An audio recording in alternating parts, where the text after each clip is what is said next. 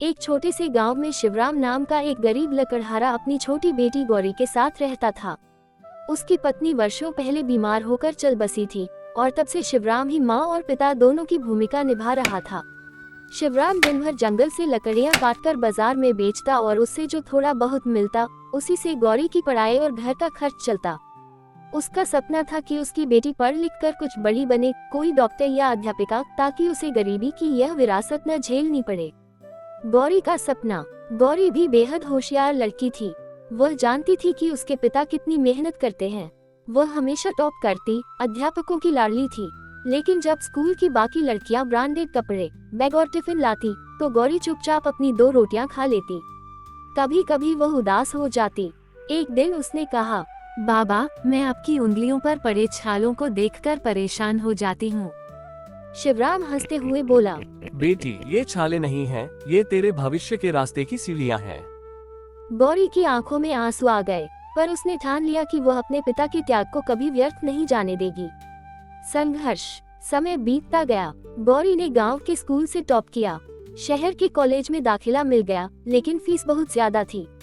शिवराम ने अपनी एकमात्र जमीन गिरवी रख दी और गौरी को शहर भेज दिया। वह रोज गांव में लकड़ी काटता और हफ्ते में पैसे भेजता। शहर की जिंदगी आसान नहीं थी।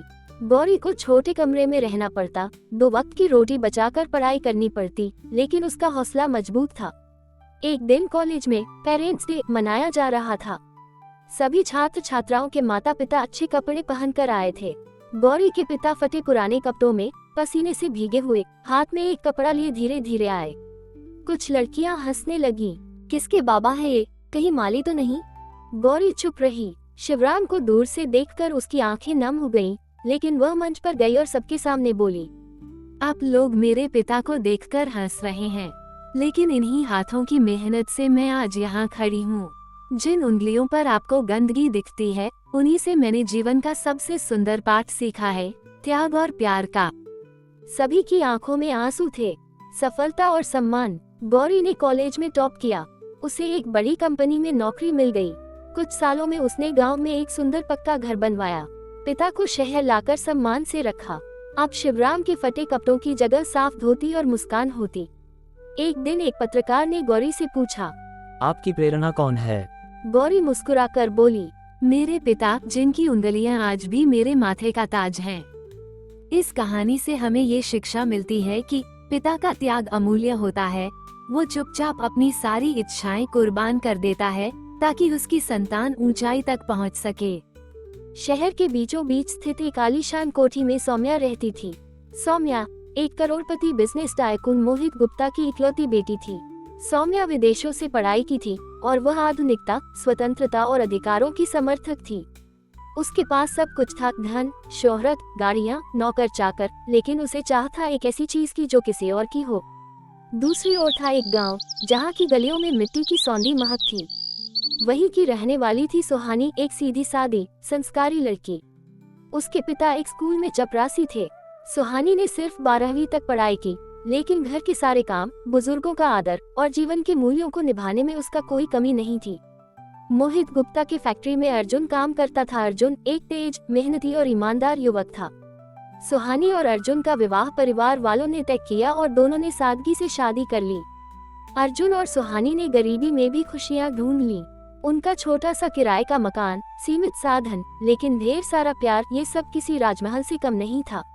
लेकिन कहानी में मोड़ तब आया जब सौम्या की नजर अर्जुन पर पड़ी। वो फैक्ट्री के एक प्रोजेक्ट के सिलसिले में अर्जुन से मिली। अर्जुन की ईमानदारी, संयम और गंभीरता ने सौम्या को आकर्षित किया। उसे यह बात हजम नहीं हुई कि ऐसा पुरुष किसी साधारण औरत का पति हो सकता है। उसके भीतर की इच्छा जाग गई, वही तो जो मुझे चाहिए वो मुझे मिल गया। सौम्या ने अपने पिता से बात की और अर्जुन को अपने खास प्रोजेक्ट पर काम करने के लिए बुलवाया। अर्जुन ने मना किया, लेकिन दबाव में आ गया। इसी दौरान सौम्या ने सुहानी के घर के बाहर जाकर सुहानी से कहा, ये लो पूरे 5 करोड़ रुपए है।